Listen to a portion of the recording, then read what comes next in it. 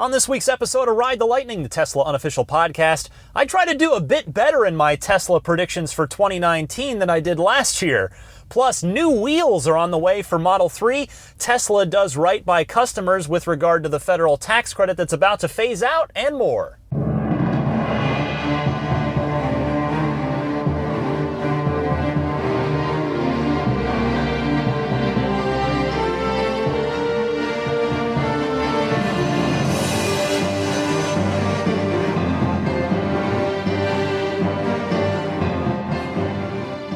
Happy New Year, my friends. I'm Ryan McCaffrey, coming to you live, or well, recorded live, I suppose. Then again, everything's recorded live, isn't it? Recorded live from the North Scottsdale, Arizona Supercharger. I will explain why I am sitting here in my car, supercharging and recording the show a bit later on. It does, spoiler, it involves me being a big old dummy. So I'll tell you about that, along with my entire road trip experience in the spirit of adventure down from San Francisco to Phoenix. Listen for that later in the show after the news and after the Ride the Lightning hotline. But if you want to see some pictures from my drive, if you're just curious, check out my Instagram. You can find me on there, DMC_Ryan. I want to start real quick, just as 2018 comes to a close, if you'll permit me a few minutes. This year has been, and I say this with zero hyperbole, I never could have imagined how this year would go for me with regard to Tesla.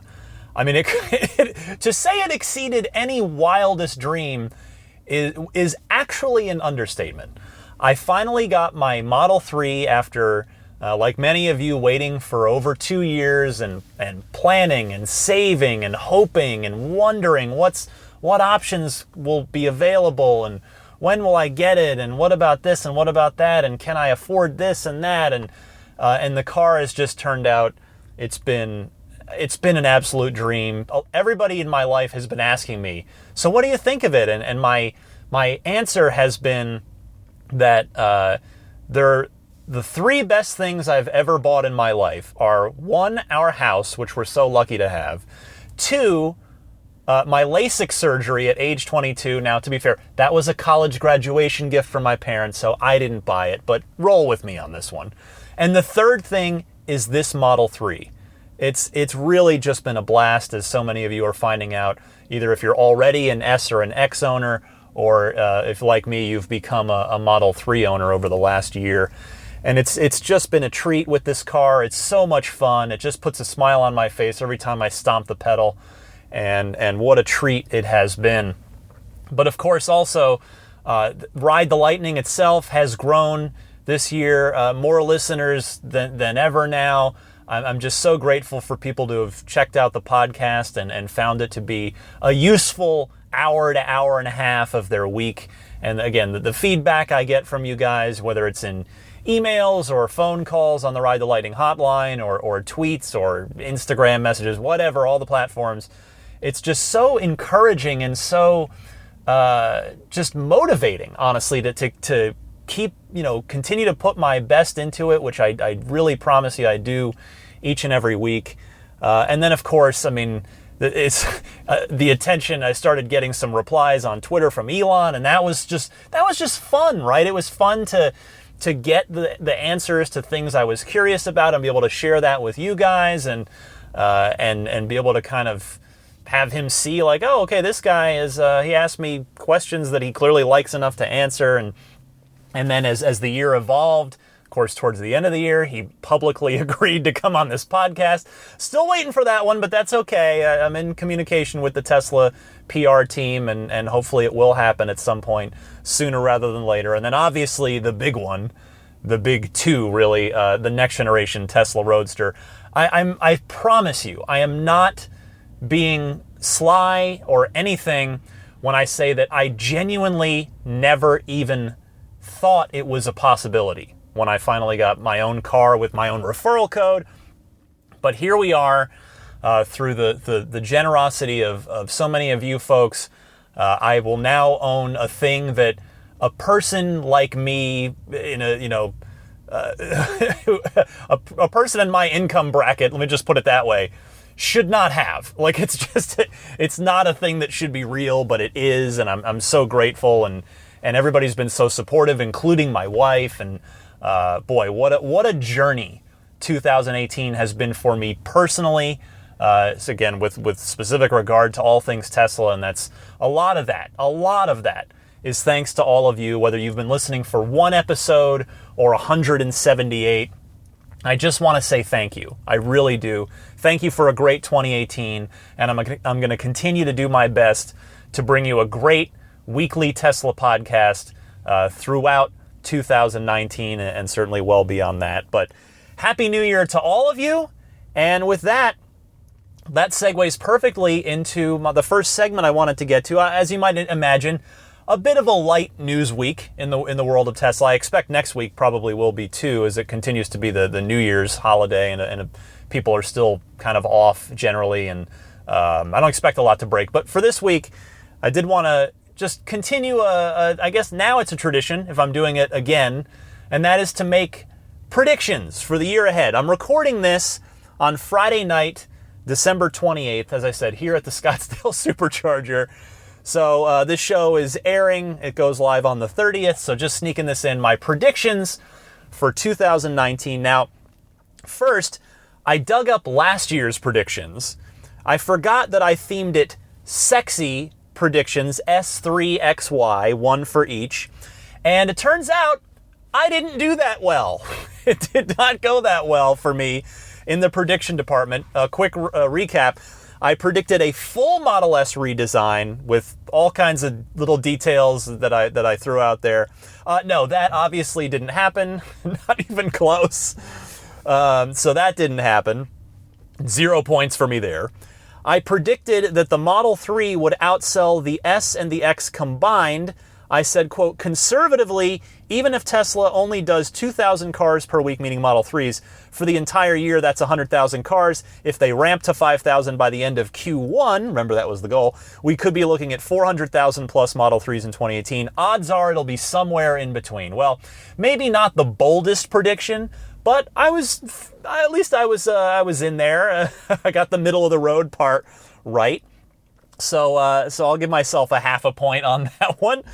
As for Model X, I said that the Model X would be relatively unchanged except for an interior revamp to match one I thought the S would get, complete with a 17-inch landscape-oriented touchscreen to match Model 3 and the UI design language. Well, we did get a unification of the UI design language when the Model 3's UI was brought, generally speaking, to S and X, but that was the extent of it.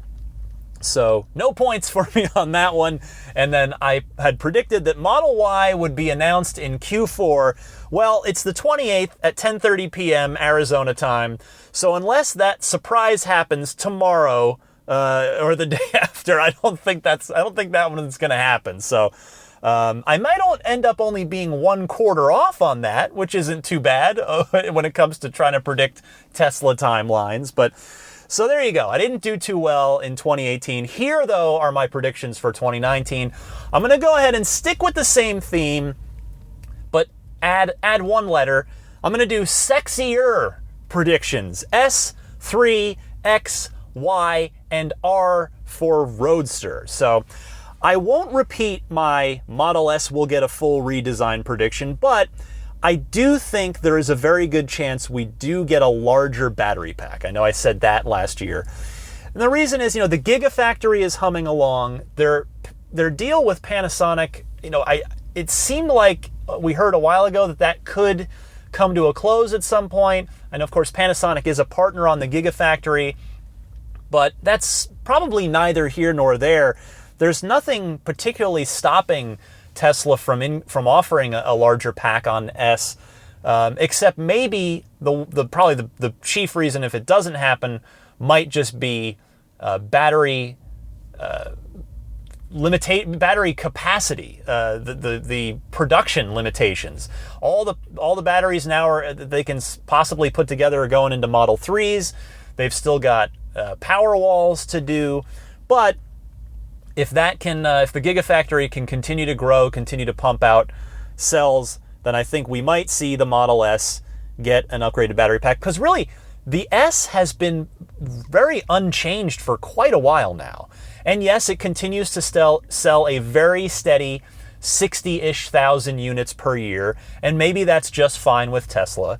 But we have seen in the past that they can get a lot of existing Model S owners to upgrade by offering a significant range upgrade, or in some cases performance, maybe at both, if a larger pack could offer both. I saw anecdotally in the community, just on forums and whatnot, a lot of early Model S owners upgraded to the P85D and or to the P100D. These cars are tech, and people that are into tech like to upgrade more frequently than once every 10 years or 12 years or 15 years, the times that are sort of generally normally associated with the timeline on a car purchase. So if Tesla does want to goose Model S sales and breathe a bit of new life, not that it necessarily needs it, but I could see potentially a larger pack being offered for the Model S. All right, for Model 3, what do I think there? Well, here's what I think. I think the actual $35,000 version will not hit until the second half of 2019. I base this on everything Elon has been saying in recent interviews and on the last earnings call, and my hunch is that we will get a standard battery Model 3 sometime in the first half of the year, maybe even in late Q1, but I'm reasonably confident. Again, I don't have any inside sources. This is just based on what I see week to week. I do think that the initial standard battery Model 3 will still require the $5,000 premium interior option. So I think it will be a $40,000 car for a bit, which, yes, that still gets the base price down. It continues to move the car down market as far as price goes, and that is important. So we'll see about that. And then, hey, how about air suspension? That was a thing I asked Elon about, earlier this year. That was one of the tweets he had gotten back to me about. He had said 2019 with no real anything specific beyond that. I think we're looking at second half of 2019 for the air suspension. And the reason I believe that is because I don't think they'll add in another variable like that until production is at least 7,000 cars per week sustained. To the best of our knowledge now, it's at about 5,500 a week regularly, consistently, as they work towards 6,000 Model 3s per week, and then eventually 7,000, and then presumably the plan is still eventually to get to 10,000 Model 3s per week. So we'll see about that. As for Model X now, I think that car will be relatively unchanged. It is still relatively new. It's a fairly new car. Technically it launched in late 2015, but for all intents and purposes, it launched in 2016. But if the S does get a new battery pack, as I went out on a limb to say a little bit there, I think the X, of course, would get it as well. So I guess I don't have too much to say about Model X. Now, how about Model Y? Yes, it will be revealed. That is no prediction. That's not much of a stretch to say that. So here's what I'll say about Model Y for predictions. I think it will not have Falcon Wing doors. If you've been following Tesla for a long time and or listening to this podcast for a long time, you may remember a tweet from Elon in 2016 where he said, yes, it will have Falcon Wing doors. He later deleted that tweet, but with an explanation of simply that he just likes to clean up his feed from time to time. Take that how you will.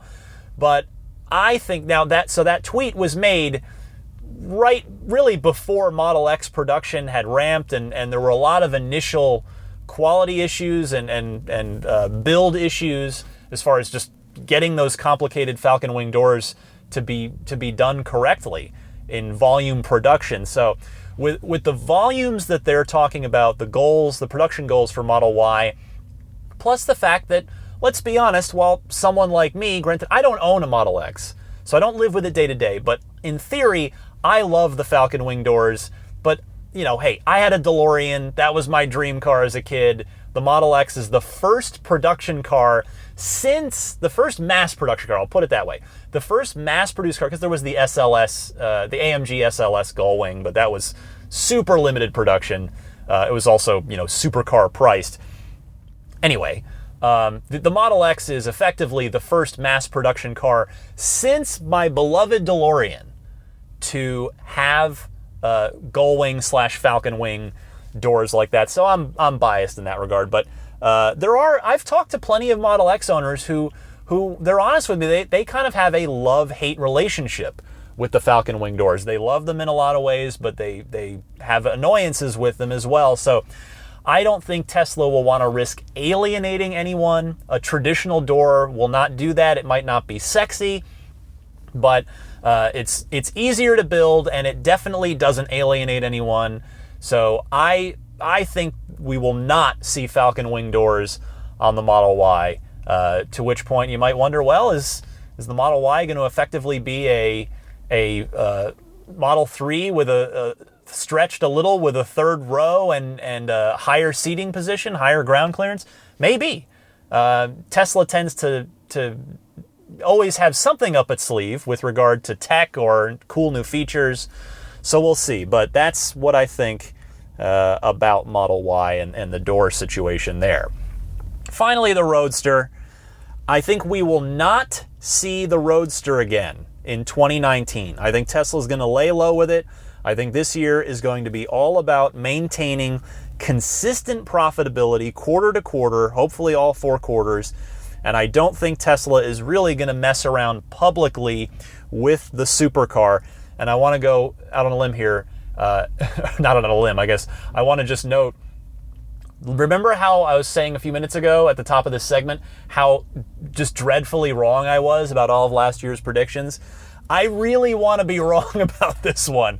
I want to see the Roadster out there in 2019. Selfishly, I would love to get the chance to see it in person, physically see it, be in the same room as it, or the same place as it is. But we'll see. I just think Tesla. This is a year of growth and maturity for the company. And yes, we'll have a product unveiling in the form of the Model Y, maybe even the pickup truck, as Elon hinted. But I think the Roadster, they're going to just keep quietly working on it and work towards maybe release candidate cars in hopefully early 2020. We see those, so that by later in 2020 they actually start putting Roadsters in the hands of people that have them coming via deposit or once in a lifetime kind of opportunities like mine. So there you go. Feel free to send in your predictions if you like. I'd be happy to spend a few minutes on next week's show, which I anticipate to be a bit of a slow one. So if you've got some predictions, please try to keep it quick, but you can call in with them. That's always the best way. But you can email if you like. So email teslapodcast@gmail.com or call the Ride the Lightning hotline, which again, you can record something on your smartphone's built-in voice recorder and send it to the same email address, teslapodcast@gmail.com. Try to keep it, again, minute and a half tops. Or you can call the Ride the Lightning hotline, the number for which I will give out later on when we get towards that part of the show. All right, now speaking of the referral program, which of course is the way through which the Roadster it will be entering my life, the referral program has been extended until at least March 11th now.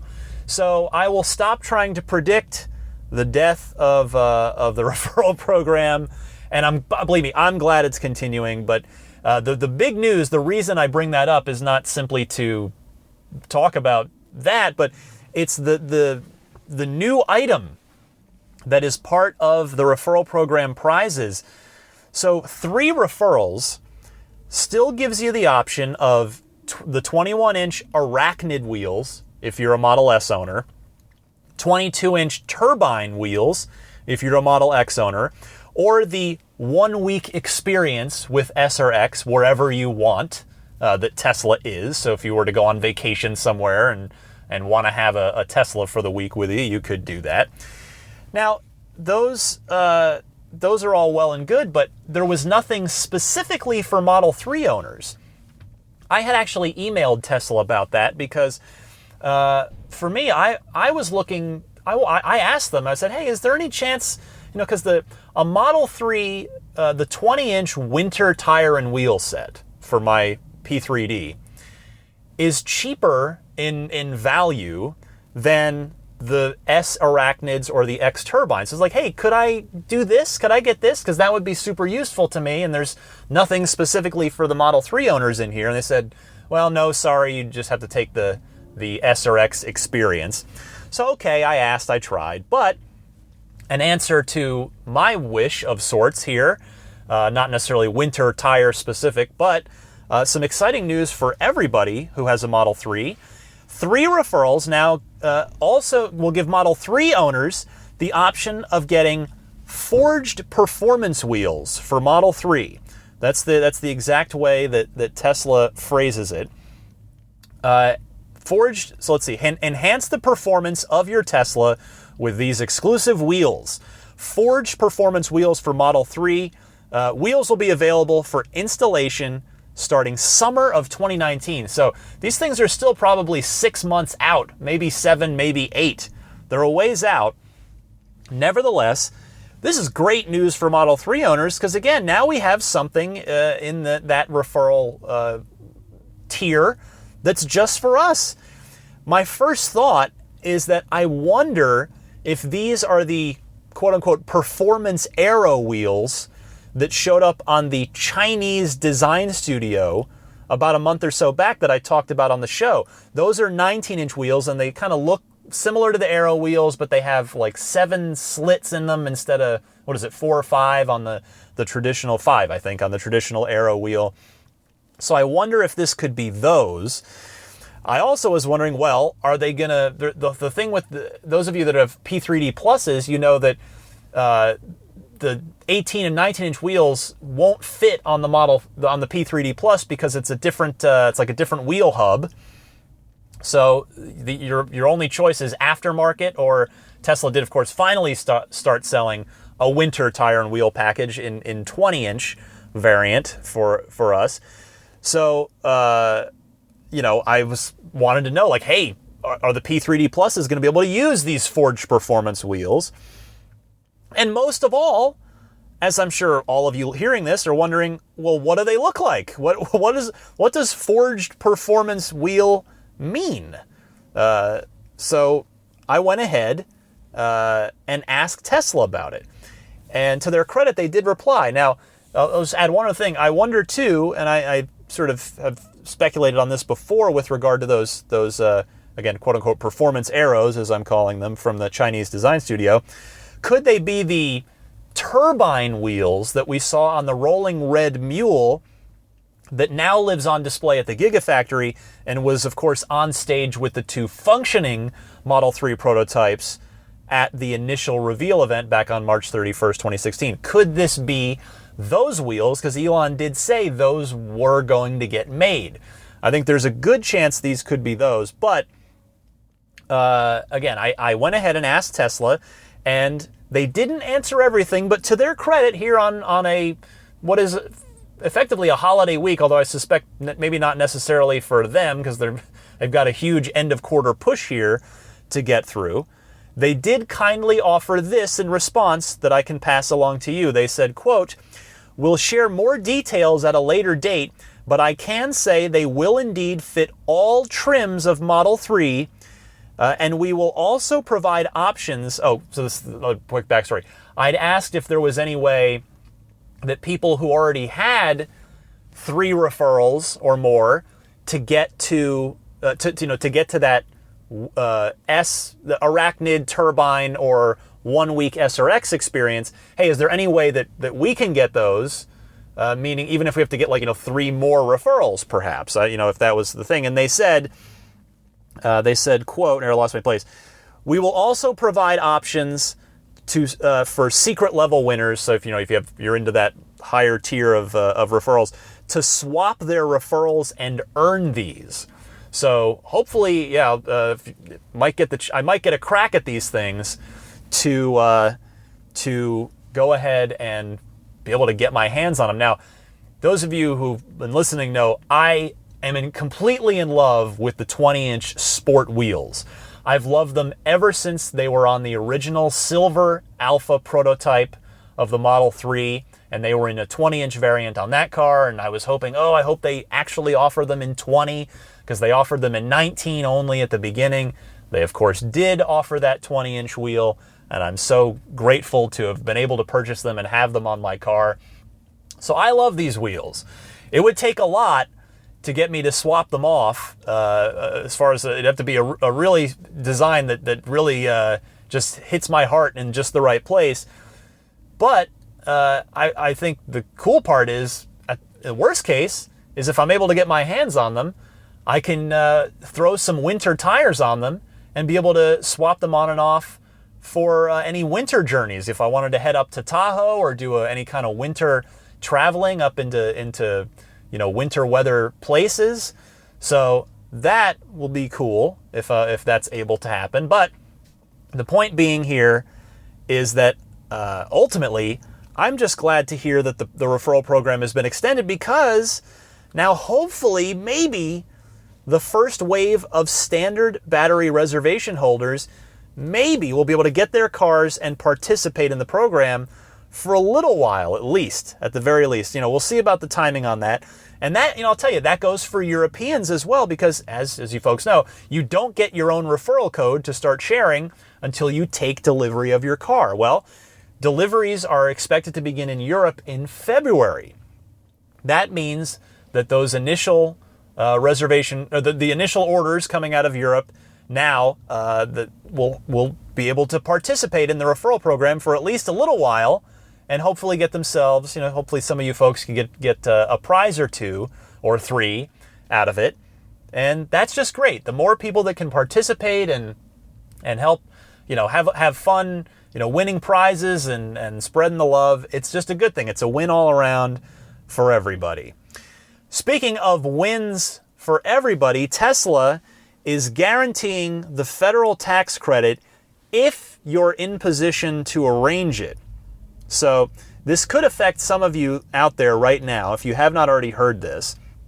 Elon's saying on Twitter this week, quote, "If Tesla committed delivery and customer made good faith efforts to receive before year end, Tesla will cover the tax credit difference." Meaning, if everything was all scheduled on Tesla's end with you to get your car to you by December 31st and it doesn't happen, Tesla is going to make you whole on the $3,750 tax credit that you would be missing out on in that instance. So hopefully this actually won't affect too many of you out there, because obviously my hope is that you just get your cars by tomorrow. If you hear this on the 30th, hopefully you get it if you're supposed to be getting it.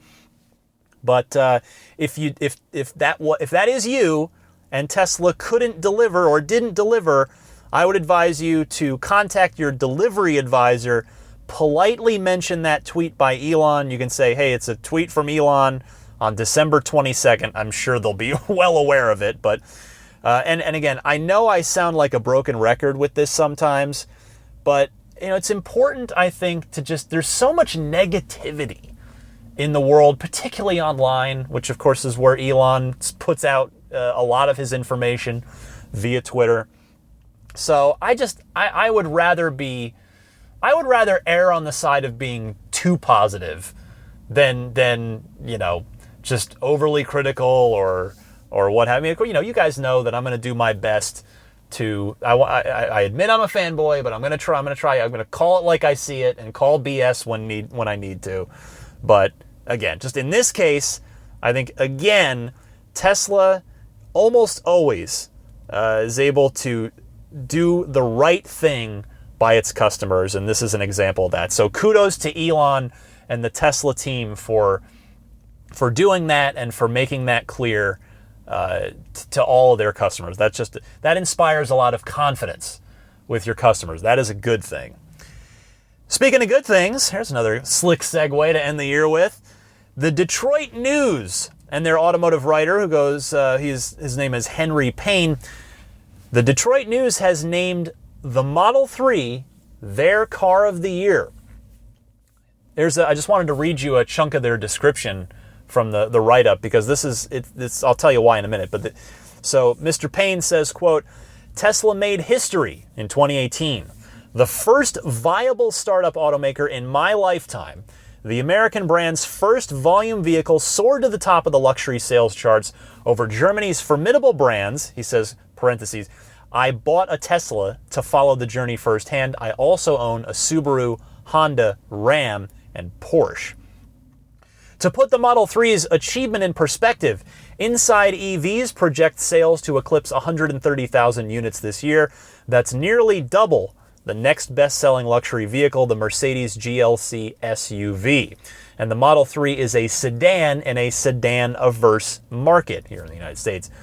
Tesla achieved this despite regular predictions by industry experts of its imminent doom, the near meltdown of its mad genius CEO, and manufacturing mishaps while rushing to fill a record 450,000 pre-orders.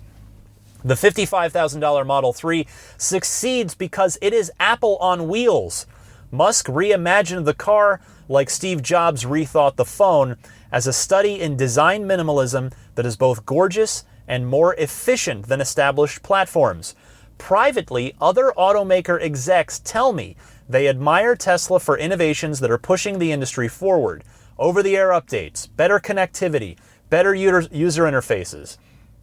And then Mr. Payne sums up by saying, a showcase for autonomous features like summon and automatic lane change, the high-tech Model 3 reaffirms the joy of driving. So wonderful words there from Henry Payne in the Detroit News in naming the Model 3 their car of the year. And this is notable, yes, because it's Detroit. That is not an insignificant thing. And as you can hear from Henry's words, you know, he's got a distinctly Detroit perspective on this car. Very, that's his world, is the Detroit world, the establishment. And I don't say that as necessarily a bad thing, just as that is the viewpoint from which he is really seemingly coming from here. And I think that perspective is valuable. And I also think it's something of a barometer for the areas of the country, like Detroit, like Michigan, that have been ones that Tesla has had a tough time cracking, either legally in terms of being able to legally sell their cars there, and or in terms of mind share.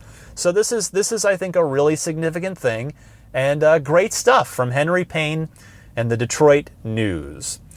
That's all I've got for you to close out the year news-wise, but plenty more good stuff on the way in the Ride the Lightning hotline, and then after that, I'll tell you about my first ever road trip in the spirit of adventure, approximately 800 miles or so from San Francisco to Phoenix. So stay tuned for all that right after this.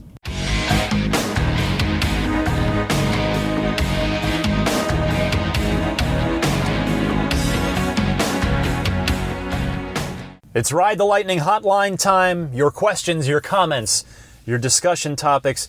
Give me a call anytime. I invite you always into the Ride the Lightning hotline. Again, as I mentioned at the top of the show, you can either record your question on your smartphone's built-in voice recording software.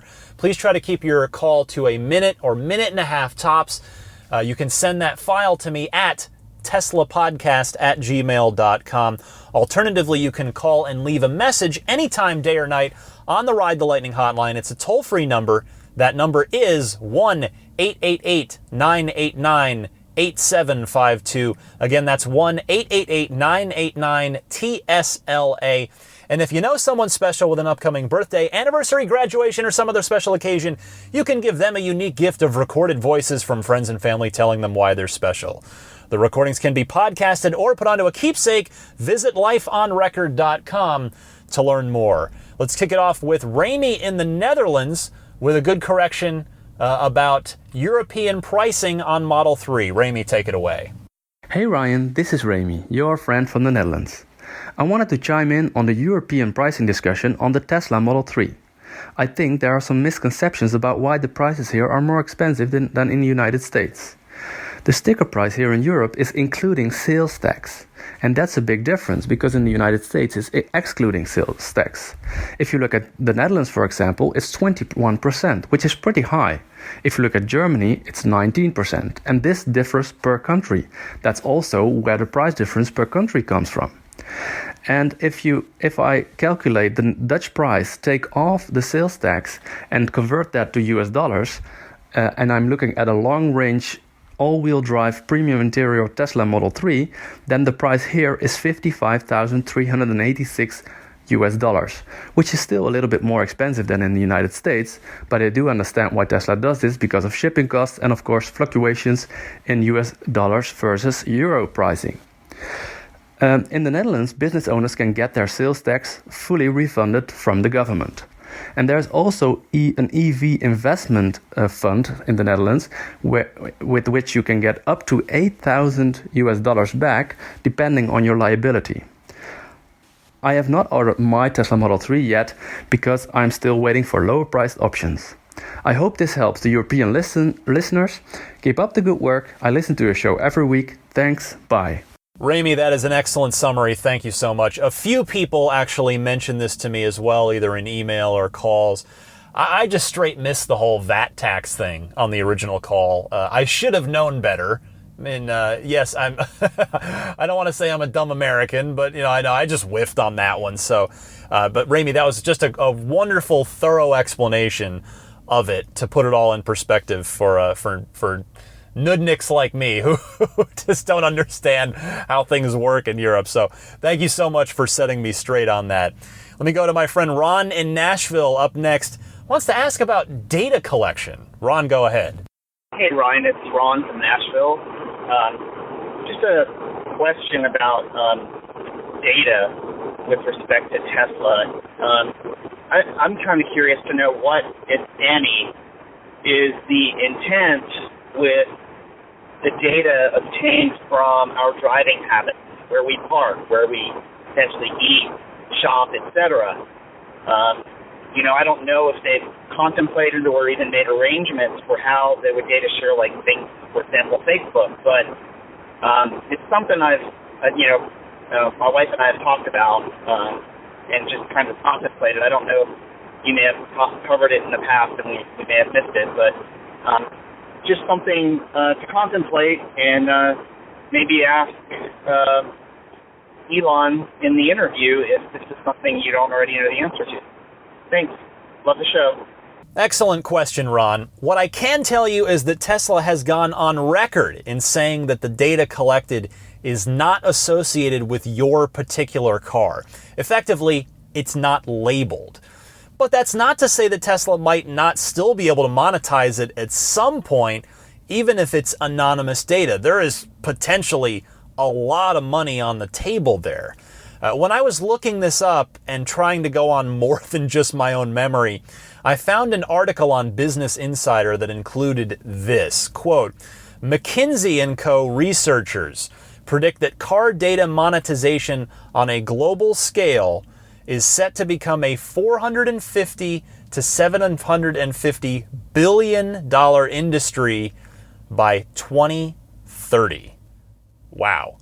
End quote, by the way. So the hope is that, at least, for me, on behalf, for us, the hope for us is that if Tesla ever does monetize it, stuff like Tesla owners going to certain stores on a relatively large basis as a group, for instance, and want to sell that to a marketer or something, that they, as they have done so many times before, like I talked about just a few minutes ago here on the show, that they do the right thing, as they typically have. Thank you for the call, Ron. Happy New Year to you. Pete from Carmel wants to talk about leasing and a certain interesting situation he found himself in with regard to that. Pete, you're on the air. Hey Ryan, Pete from Carmel calling in. I just thought I'd pass a little interesting experience along to your listeners. I have a Model S that I've had for 2 years. It's a leased vehicle, and I was waiting until the lease ran out in July before I got my new car. I was actually going to do a Model 3 Performance for my next vehicle, And then I got cold called by one of the Tesla folks, and they said, hey, we're doing a lease buyback program. And basically what they've done is they are willing to buy out my lease, and then I can either lease or buy another vehicle.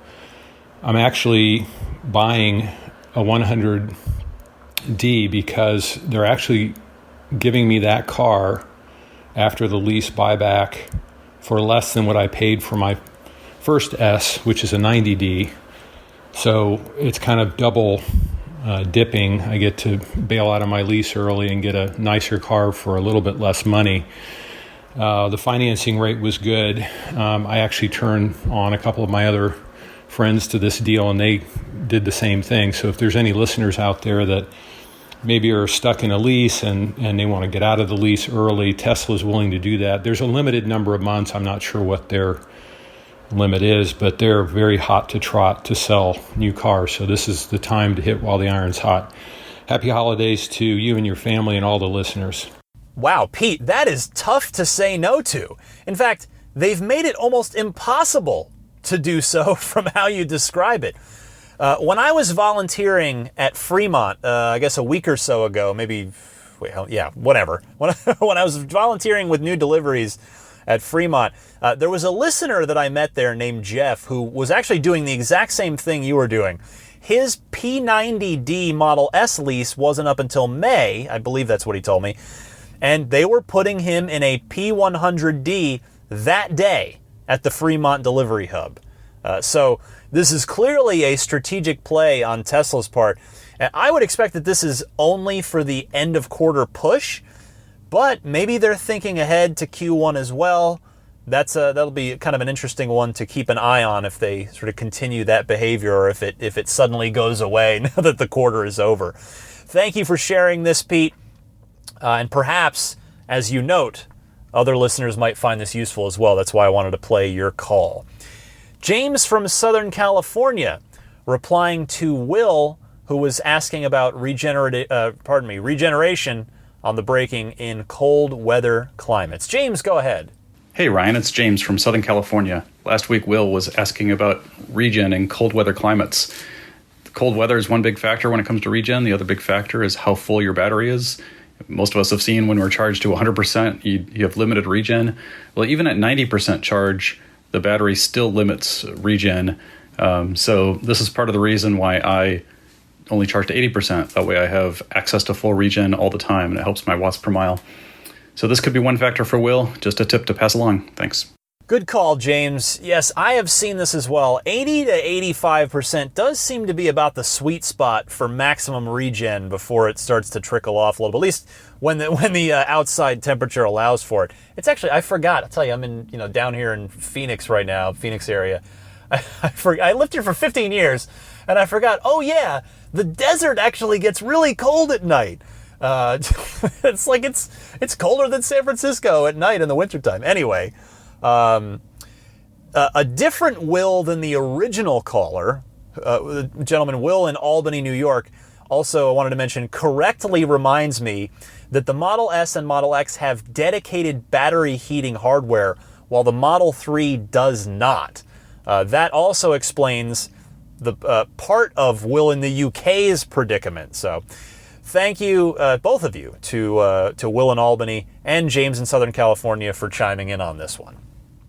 Mike from Springfield, Oregon, has a quick little sort of addendum pro tip about windshield wiper action and the auto windshield wiper stuff. So, Mike, go ahead real quick.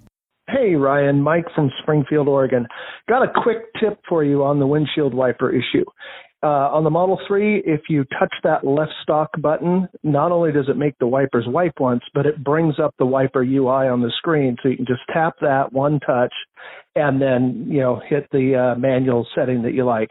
Agreed, that is one of the frustrations on the car, is it needs to be a little better, but this thing gets better every month. So I'm sure it'll get covered soon. Thank you. Mike, thank you very much for that additional information. I should have included that in the original tip last week. That's good information. I appreciate you calling in with it. Let's keep it rolling and go to Diane in Vancouver, who wants to talk about her experience with Tesla and with the podcast. Diane, you're on the air. Hi, Ryan. This is Diana calling from Vancouver. My husband, Camille, is a frequent listener of your show, and by osmosis, I have also been listening. I just wanted to wish you happy holidays and thank you for doing the podcast and for sharing all the information that you do around Tesla.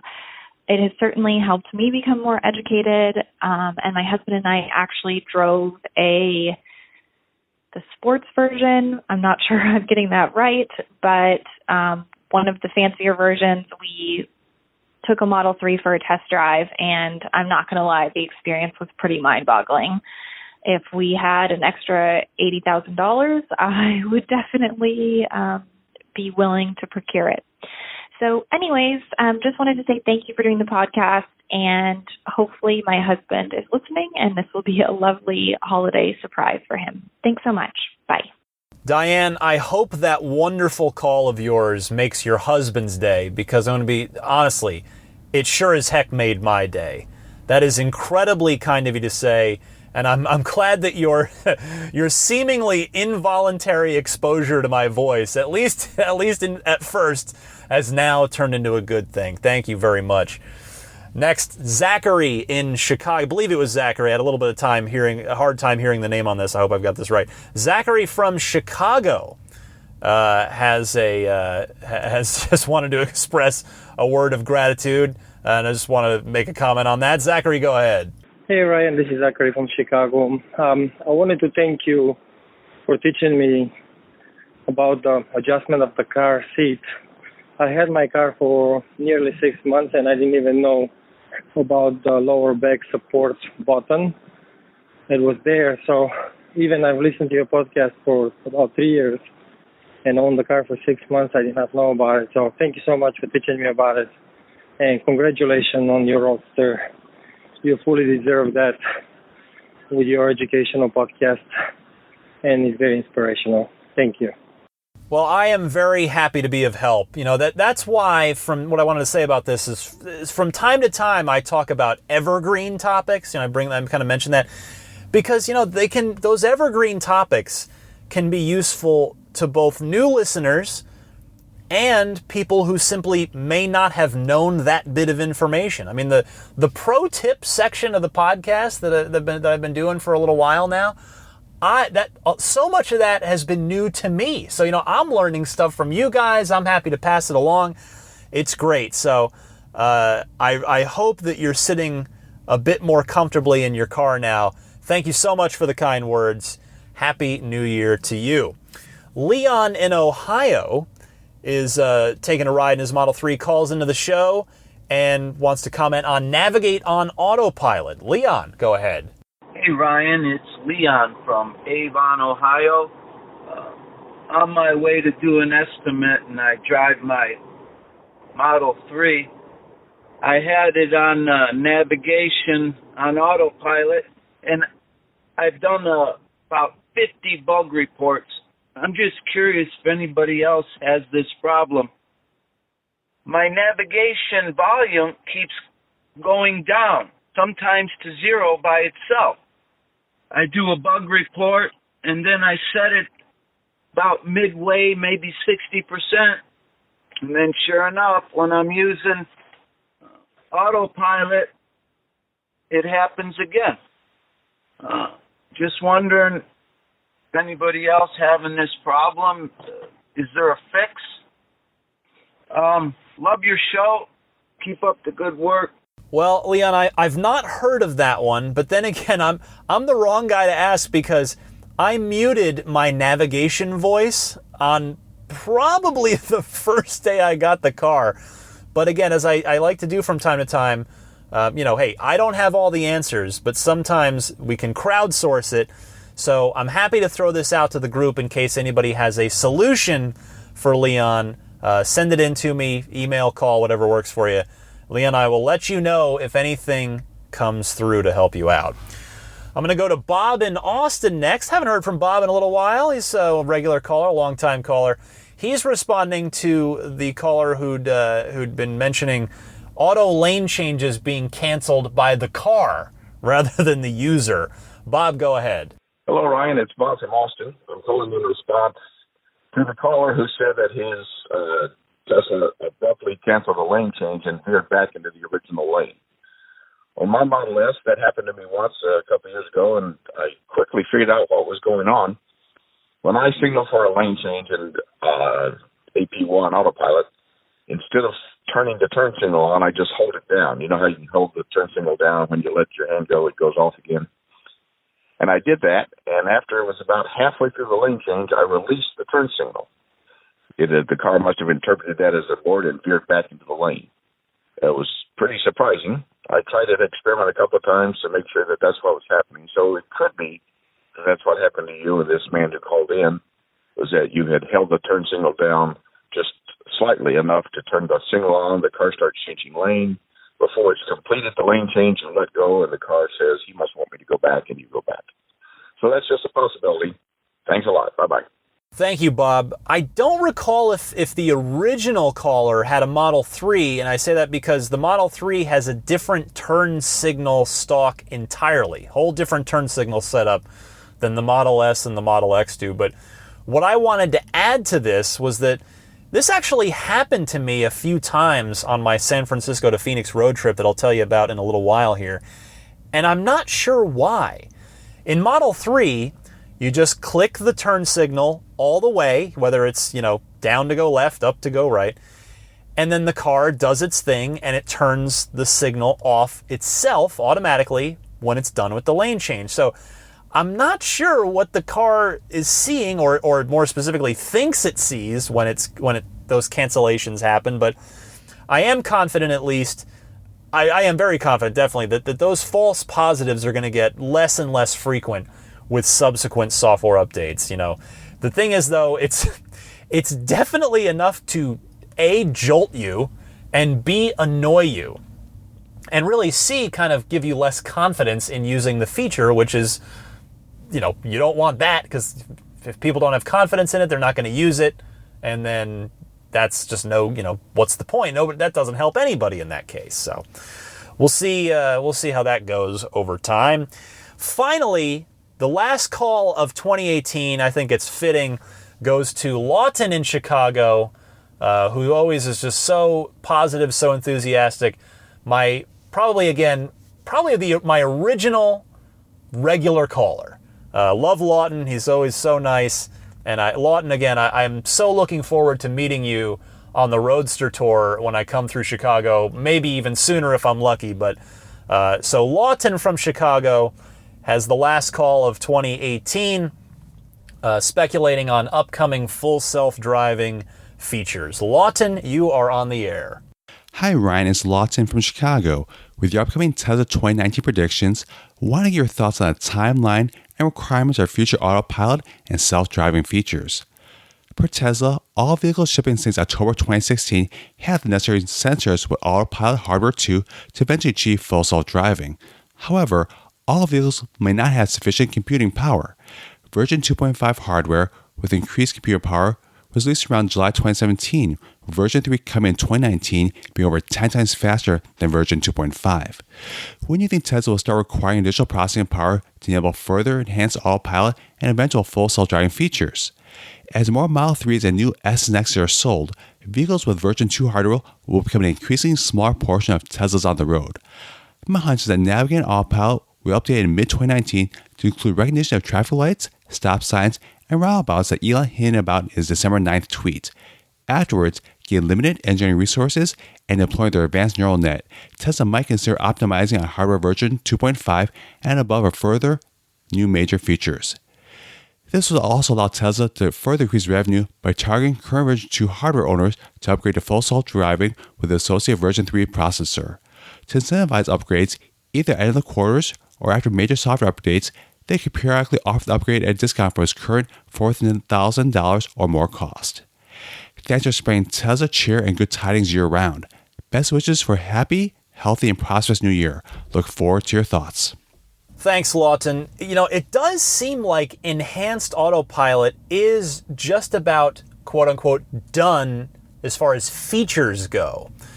I mean, the last thing that I think we're still, again, quote unquote, owed, not to, I don't want to phrase it negatively like that, but I think the last thing that's still to come as far as EAP goes is the Summon Plus that Elon, and again, I say this in a kind way, made the mistake of Elon timing us with recently, saying that it would be out at the time he said about 6 weeks, and yeah, that was a while ago. But anyway, that's neither here nor there for the purposes of your call.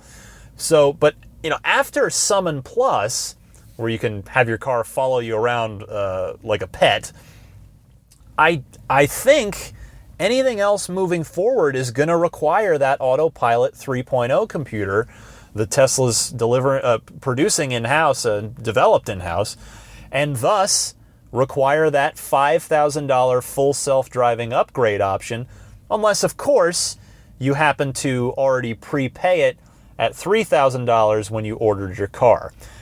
I personally, here's another little extra mini prediction for you, again, and I don't want to be negative, and I don't mean it this way, but I don't think we're going to see anything in the full self-driving department in 2019 in terms of actual delivered features. It's such a hard problem to solve.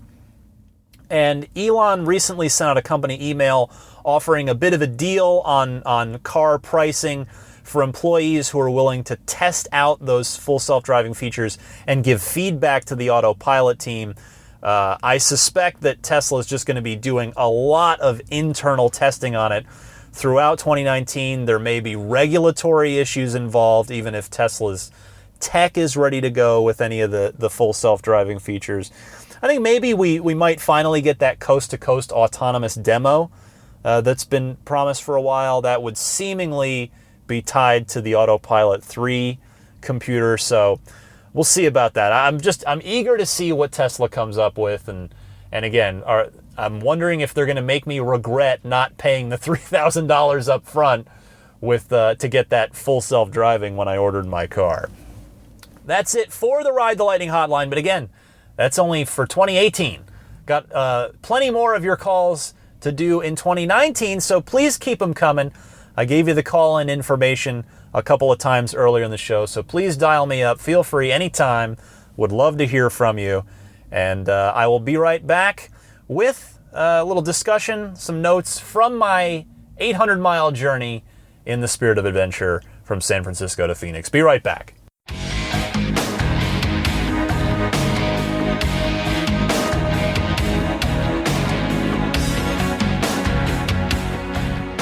All right, so as I mentioned, I had my first proper road trip in my Model 3, about 800 miles from San Francisco to the Phoenix area.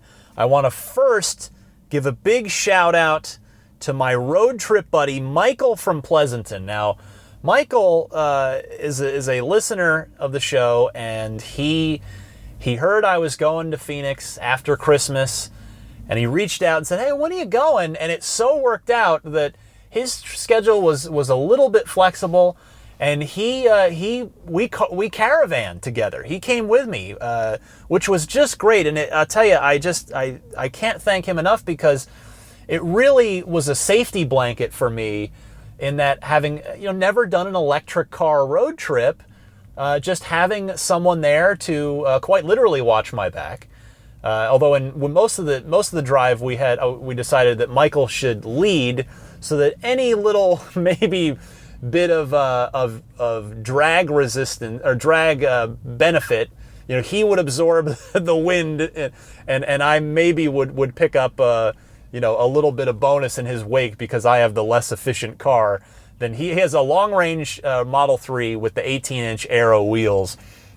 So we were able to do an apples to apples comparison of our efficiency numbers throughout the trip. He actually made a spreadsheet out of it, and I'll tell you a little bit about that. I'll give you the results of that later, but it's nothing surprising. But yeah, Michael, and then his daughter was with him. She was just delightful. Both of them, boy, it was so much fun to have a friend. We'd stop, chat at the supercharger stops, and just a great time. So I actually had my daughter with me, who volunteered to come. I said, "I'll buy you. You want to just fly with mommy?" Because mommy didn't want to do a all day road trip, and I don't blame her. But, I wanted to bring the car. I wanted to do this road trip in the car to just do the experience. And that way I could bring Daisy to my parents' house. So, but my daughter volunteered to come with me. I think she saw it as an opportunity to watch cartoons literally all day. But you know what? She didn't.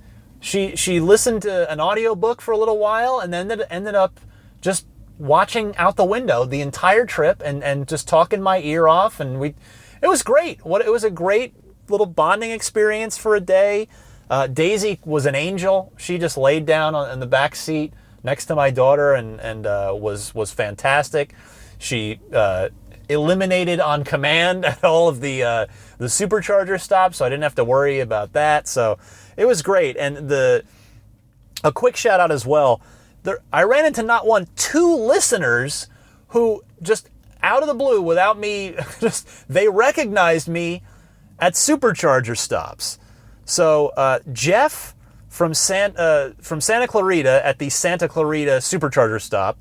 Hi, Jeff. It was great to chat with him for a few minutes. And then Anthony from Brisbane, I ran into him. He found me at the Kettleman City supercharger, which that was the only one I was like, I just was determined to see that one. I was like, I wanted to go there to see this big, cool, 40 stall supercharger with canopies and the lounge and the whole thing. The bummer about that, which I totally get, no pets inside. And Daisy had tied Daisy up literally right outside the door, and she had some anxiety about that. She wasn't thrilled about. She was in a strange place, puppy by herself, so she was kind of yelping a little bit. I had to just be out there with her for most of the time. Didn't really get to spend too much time in the lounge. But anyway, that's neither here nor there. The car did great. My only real issue of sorts was that I had a clunking sound every now and again right under my feet. A couple times I could actually feel the clunk right under my feet. And it was like between like 10 and 20, 30 minutes. And the thing is though, it was down near the LA mountains. That it went away after we got out of those mountains and never came back for the rest of the trip. So, and I've heard that sound before, again, at superchargers. There have been calls to the show about that, where, you hear a clunk and I guess it's something like a coolant pump or something that's while the battery is juicing up, cooling the car, the battery pack. So, I don't know, this was just happening at 70, 75 miles an hour and just a clunk. And it's like, oh, that doesn't seem ideal. But, the car was fine, nothing happened. So, if this has happened to you, please let me know. I'd love to hear what you learned. But I did I'd made a service appointment before I left for shortly after my return in January, because I'll be due for my first tire rotation. So I said, let me get this on the books. So I did that. So at least I can mention it to them and see if they know anything about it or want to take a look at anything. But there was that. And then the only other thing is, in some of those mountains in the LA area, I tell you, the temperature got down into the high 30s at one point, and it got a little bit close to, because the summer tires on the P3D Plus are not supposed to be, it's the limit's like 30 something degrees, where you're not supposed to have them in conditions colder than that. So I started to get a little like, is this bad? Is my traction gonna be called into question here? So everything was fine though. But the trip ended up being, and this is going to sound crazy, sound like a nightmare, but it really wasn't.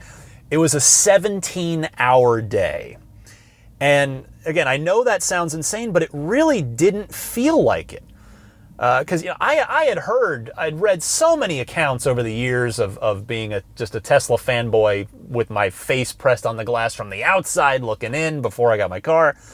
I'd heard so many accounts of Teslas being so much less of a grind to road trip in than an internal combustion engine car because of the smooth ride. There's no engine rumbling your body all day as you drive.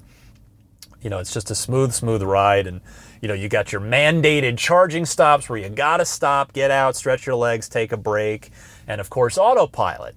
And I have to say, all of that bore out. It was a 17-hour day, but I felt great. I only started to get a little tired, not any start, because I'll just tell you, my huge fear, my big fear, besides the usual, like, oh, I hope there's no accidents, there's no road hazards, flat tires, anything like that. But my big fear about this trip was that I knew it was going to be a long day. The map, the car map had said it would be about a 15-hour day with all the charging stops.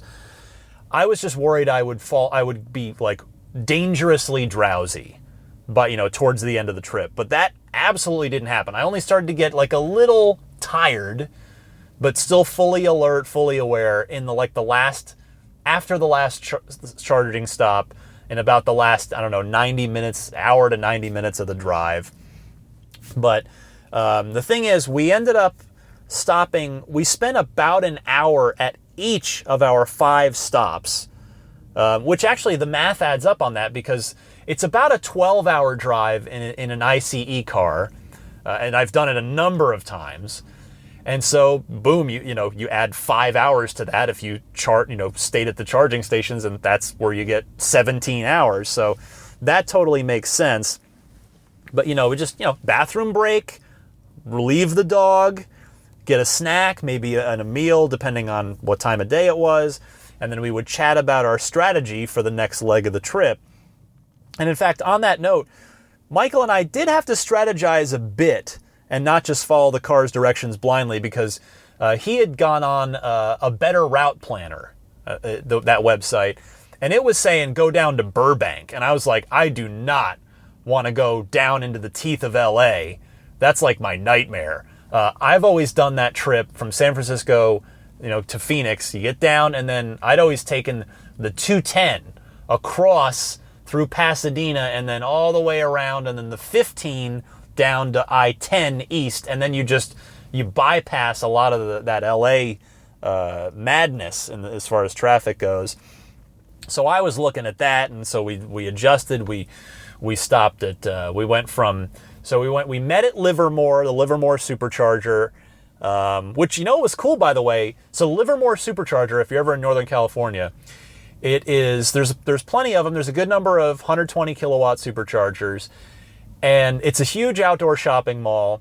There are also other pay-to-use, CCS chargers for other EVs, but there were a couple of just Tesla high-power wall connectors, destination chargers. So if you're just going to the mall to shop, you're going to be there for an hour or two, you could, for free, just plug into one of those and get, if you've got a Model 3, those things charge at about 44 miles per hour. So you could pick up maybe, 80, 90 miles, depending on how long you're shopping. And that's totally free rather than paying at the supercharger. So I thought that was kind of cool to see. I've never seen that at a supercharger before. So yeah, we met at Livermore, then went to Kettleman City because I really wanted to see it. Also, there's an In-N-Out right across the freeway. So we went to the In-N-Out drive-thru, then came over to Kettleman City, plugged in, went in the lounge, ate our In-N-Out, and then we're on our way. Kettleman City is cool. Definitely advise checking it out if you're making a trip up or down Interstate 5 between San Francisco and LA. Then we went from Kettleman City, and then we made it through the Grapevine which is the big mountain range north of Los Angeles, and we stopped in Santa Clarita. Now, I want a quick note. I was terrified of the mountains.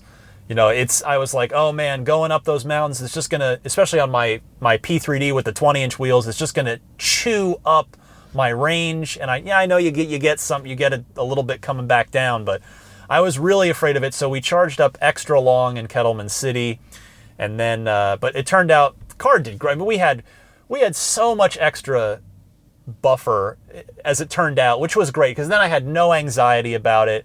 I felt good the whole time. And we stopped in Santa Clarita, just out off the Grapevine, really the north tip of the greater Los Angeles area. We hit that, and that's where, like I said, we met Jeff.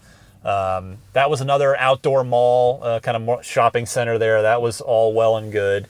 So that went well. And then from there to Indio, we got around we ended up we were there like right at rush hour. There's nothing we could do about it. We ended up going kind of up north around, kind of way up and around LA a bit, but the time worked out the same or even a little faster. There was an accident on the 210 anyway, whole thing. So the car did us right by with the navigation on that one. We kind of were checking it with Google Maps to see what because Google Maps at least offers alternate routes and shows you, well, this one's 20 minutes slower and this one's 50 minutes slower, and the car did great for us on that route suggestion. And then from Indio to Quartzsite, Quartzsite was by far the crappiest supercharger as far as the amenities go. It's basically right near the border of California and Arizona, and it's there. I think 8 of them it was, and it's at it's in the back of a Carl's Jr. Like there's a barbed wire fence right behind the supercharger, so don't let your pets or kids get too near that. And there's literally nothing. The Carl's Jr. was closed when we got there, so if we needed to go to the bathroom, thankfully we were all okay in the bathroom department. There was nowhere to go to the bathroom. There was nowhere else to eat. Nowhere. I mean, that was by far the I would just say, like, in general, the grossest, like the least appealing supercharging stop. The rest of them were all pretty good. And then we stayed there for an extra while because it turns out there were headwinds, and I forget that Phoenix, it's this hot desert, but it's actually got elevation too. Phoenix is like 3,000 something feet elevation, so there was headwinds and a steady, like, just very gradual, pretty much not even noticeable incline the whole time. So we start charging, and it's the mileage was only 150, something like that. We're at like 160, and it's like, oh no, you need to stop in Buckeye, which is the last supercharger outside of the greater Phoenix area, or sort of on the fringe of the greater Phoenix area. I'm like, I don't want to stop again. So we just let it keep charging even longer so that we could make it to our respective destinations in the Phoenix area. But it was really great. We for the efficiency, so we never did more than 80 miles an hour, except for some times where I had to kind of turn off autopilot and zip ahead through all the wolf packs. Man, nobody respects, or way too few people respect, the drive on the right, pass on the left thing. There were just disgusting gobs of cars. You just couldn't get anywhere. It was some really frustrating parts like that. I mean, autopilot takes a lot of the edge off, but man, it's just if people would just respect the simple rule, everybody could get there quicker. But anyway, we never did more than 80. We just didn't have to worry. So I did 304 watt hours per mile for the entire trip, which is barely off of my 301 lifetime number in what is now, and let me look at my car here, in what is now 5,500 miles. So it wasn't, the car did basically what it normally does. And 300 watt hours per mile is effectively a 250 mile range. So, a 20% penalty off of the rated range of the car. The second motor, yes, a little bit of weight there, but mostly the wheels. Mostly those 20-inch wheels it's about a 20% hit. And in fact, Michael's numbers, because again, we had the same, but very, very apples to apples comparison here. His, again, long-range Model 3 rear-wheel drive with 18-inch aero wheels, he was 267 watt-hours per mile. So again, about exactly a 20% difference between the cars. It's all in the wheels, mostly. And then finally, the last thing about the trip I want to mention, just a little nugget of wisdom learned the hard way by me that I want to pass along to you. Don't be a dummy like me and assume that you have everything you need. You know, I have a wall connector at home, so I never even take my mobile connector out of the package, out of the case. And, you know, I remember the mobile connector, just remember, your car comes with a NEMA 1450 plug, a J1772 plug, or adapter, and a regular 110 volt outlet plug. My parents, right when you go through, go in the garage, and then right through the door to go into the house is the washer and dryer. And so they have a NEMA 1030 outlet there. And I was like, great, I'll back the car in, plug right into their dryer outlet. It'll be perfect, no problem. NEMA, that plug does about 22 range miles per hour, all good. Because, you know, I got to their house with a fairly low state of charge. I forget exactly what I was at. But I went in the car, I go in the mobile connector kit, and I was like, oh man, it doesn't come with that one. You have to get it separately. And I should have checked that. That's such a silly, dumb mistake for me to make. What an idiotic mistake.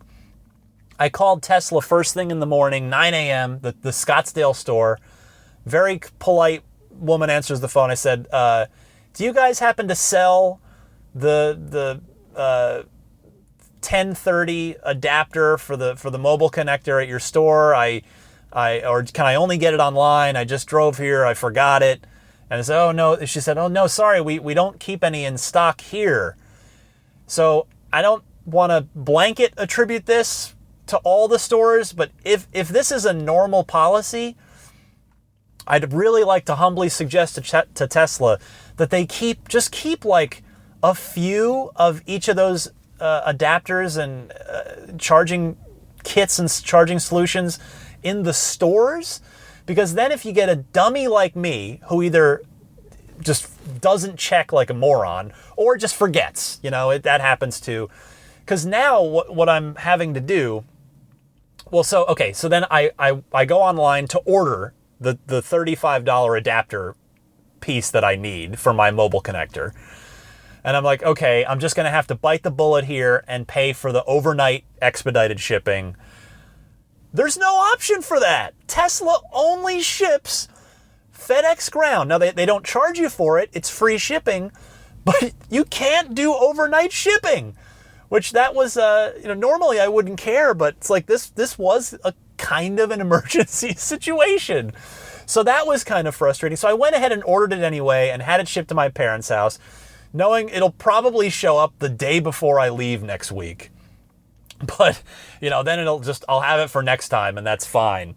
But, so just before you leave for a trip, you know the charging solution at your destination, and just make sure you're prepared for it. Because you get those 3 adapters with your car: NEMA 1450, J1772 adapter, and a regular old 110. So I've been getting 4 miles per hour at my parents' house, but you know,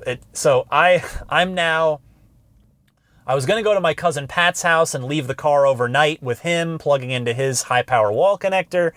But I thought, well, I've got to record the show anyway, and I'm very loud and I project my voice a lot, and I can't record this show quietly. It just doesn't work. So I have to sit in the car anyway to do it. That's like the only place in the house that I'm not going to be disturbing anyone with my loud voice. So I thought, all right, I'll just drive up to the closest supercharger and I'll record while I charge, kind of kill 2 birds with 1 stone. So that, my friends, is why I'm currently sitting here at the North Scottsdale supercharger. They are urban superchargers. And I rolled up in here with about 11 or 12% battery, and I went ahead and just set it to 100% charge because I got to drive back to my parents' house after this. And in the time I've been recording this show, I'm up to 300 miles.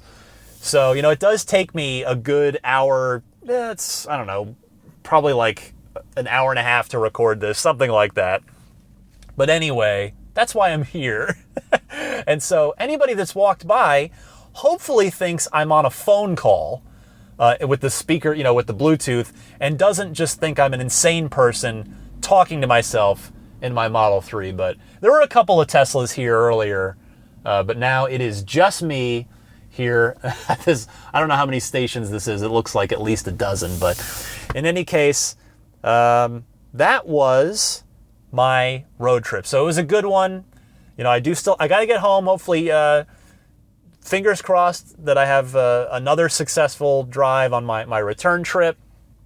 But yeah, it was such a long day, literally all day.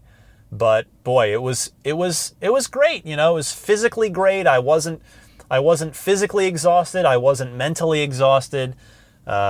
Daisy was great. My daughter was great. And it was so wonderful to travel with Michael and his daughter. They were just lovely people. And it was, if you ever get a chance to caravan, to do a Tesla caravan on a trip, boy, just take it. It's great. If you're going to have a road trip and drive all day, it was great to have another beautiful Model 3. I love especially at night, the tail light, the outline of the lights on the tail lights on Model 3. They're just super, they're so nice. And you get to look at that for hours on end. It's better than looking at most other cars, in my humble opinion. But there you go. So again, Michael from Pleasanton, thank you so much for kind of altering your schedule a little bit and accommodating mine and coming along with me on this. It was really a treat. It was great to get to meet you and get to know you, and I look forward to seeing you again soon. Before I leave you, let me do, actually, I'm just going to give you a year-end bonus. So let's do 2 tips of the week. I'll just play them back to back. We got Joey from Los Angeles and Rich from Seattle. I'll do those and then come back to wrap up for you right after this. Joey from Los Angeles here again. Here's my Tesla tip. You can set up a driver profile specifically for autopilot. Sometimes I find the AP, acceleration, deceleration, just a little too harsh. So with a separate driver profile I made called Chill, I've got the velocitator set to Chill and the regenerative decel matrix set to Low. I've also got the follow distance going up to 4 or 5. And to go a little step further, I've got another one called Chillax, where I have the chair lean back a little bit for a more relaxing drive. All right, keep up the good work. Talk to you later. Hey, Ryan. Rich talking from Seattle again. I can't believe I've called a third time, but I love your podcast so much. Just a pro tip is when you are going to supercharge, make sure you know where the other half of the supercharger is. Everything is 5A and B, for instance, and if someone's on the other side, you may not get your full charge. Now, most of the time they're next to each other, but for instance, in Centralia, Washington, we got there last night and we were, one away from everybody else and discovered that one is wired so that all the A's are on one side and all the B's are on the other.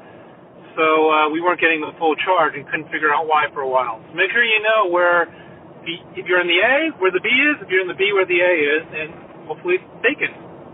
Thank you very much for your podcast. It's awesome. Bye.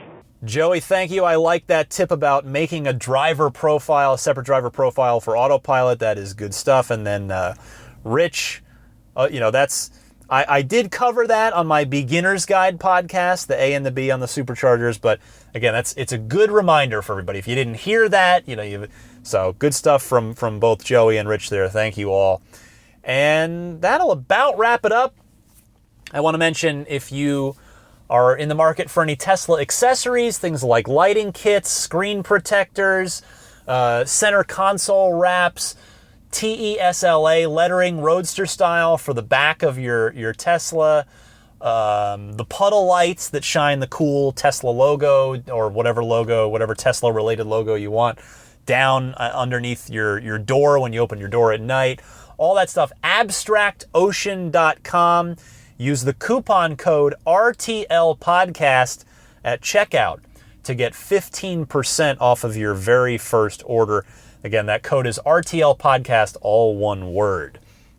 Meanwhile, Immaculate Reflections, they took great care of me this year. Jeff, thank you for everything you've done for me this year.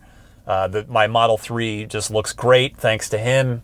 That paint correction and then getting that again, I've told you guys, the film has already saved me once for sure with the one on the side lower passenger door, and then that gash on the back bumper. Hopefully it totally saved me on that one too. But Jeff does great. Just what an attention to detail on this gentleman. So if you want to learn more about Jeff's services with regard to detailing and protecting your Tesla, visit his website at irdetailing.com. Patreon. That is the primary way to support the podcast if you so choose. Again, it's always optional. There's nothing forced about it. It's a purely by your own choice should you elect to do that. But this pod, I get to keep doing this. I can justify the time and energy that go into this because of support on Patreon. And if you're willing and able to contribute to that in any way, I am sincerely grateful. You can learn more about the Patreon at patreon.com/Tesla Podcast. Patreon is spelled Patreon. A referral code again. Use other folks' codes if you can. Try and spread the wealth around on those prizes. But if you just don't have anybody else in your life that if you just need a code to get your 6 free months of supercharging with your order, feel free to use mine. You can either give it to a sales advisor, it's Ryan73014, or if you're ordering online, type this into your web browser, ts.la/Ryan73014. If you're in Europe and you're a reservation holder and you've been invited to configure, go ahead and make your order, and then there are instructions at the beginning of episode 175, just a few episodes ago now. There's an email address and some information that you have to give Tesla, but that is the way. You can just email them after you order, and they will apply the referral code to your order so that you get your 6 free months of unlimited supercharging when you take delivery of your car. If you want to keep the Tesla spirit going to your smartphone case, Luxendary.com has some fun Tesla-inspired smartphone cases. Go to luxendary.com/RTL, and anything you buy from there will automatically get a 15% discount code baked in with your order. You can follow me on Twitter at DMC_Ryan, and if it won't, what am I, lost my place? Oh, of course, the email address, teslapodcast@gmail.com, if you want to email me for any reason whatsoever. And the last of the plugs here, if you're ordering one of the Jada wireless charging pads for your Model 3, if you have a Qi-capable wireless charging smartphone and you'd like to be able to wirelessly charge it in your Model 3, the Jada wireless charging pad is an option for you. I sadly don't have a discount to offer with that, but Jada kindly passed along a URL. If you use this URL when you make your purchase, they throw me a couple bucks as a referral thing. So if that's something you'd like to do when you order one, you can order at getjada.com. That's Jada, Jeda. getjada.com/ref/8. And I promise I'm done. That's about it. Subscribe on your favorite podcast service, whether it's iTunes, Google Podcasts, Stitcher. Remember, tune in. You can get the show in your Tesla. I'm also on Spotify. You can also find me on YouTube. Just the audio feed gets pushed to YouTube as well. Just search Ride the Lightning Tesla Podcast on YouTube, and you will find my channel there. And an extra special year-end thanks to the Patreon producers, the kind folks supporting me each and every month at the Patreon producer level: Paul Hussey, DJ Harbaugh, Pete White, Wolfgang Obergen, George Cassiopo, David Brander, Jonathan Wales, Alexi Heft, Logan Willis, Matthew Para, Michael Lester, Robert Miracle, Jason Chalukas, Emotion Rentals, Tim Hyde, Marcus Mayenschein, Lee Sweet, Lars Hoffman, Peter Chalet, Harold Plug, Rome Strack, David Vakil, Ulrich Lassa, Luke A., Eric Randolph, David Nondahl, Luke Miles, Gabriel Salays, Jerry and Mary Smith, Brian Hope, Rick Cinta, Bill Royko, Scott Gillis, Lyle Austin, Joel Sapp, Dory and Steve Guberman, Luxendary.com, Stig Mickey Jensen, Ground Level Painting, Michael Waddle, Daniel Grummer, and Blake Wiley. Thank you all so much for your continued support. Again, I want to wish everybody a just happy, healthy 2019. Let it be, if you've taken delivery, it'll be, maybe it's your first, like me, it's going to be your first full calendar year without ever visiting a gas station. Or for some of you, you may still be taking delivery. Probably plenty of you still taking delivery and joining the Tesla family officially from as an owner, not just an enthusiast and a reservation holder in 2019. So I wish all of you the best. Thank you for everything that you've done for me this year, all the support in all the various ways.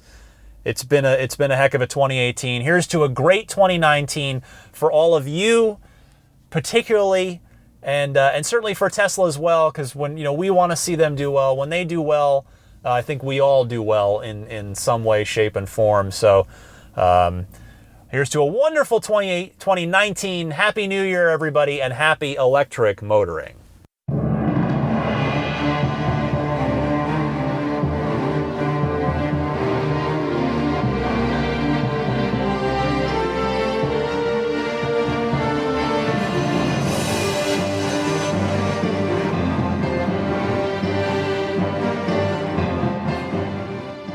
I mean, I think a Tesla is the most fun thing you could possibly buy ever. That's what it's meant to be. Well, our goal is to make it's not exactly a car. It's actually a thing to maximize enjoyment. Make it maximum fun.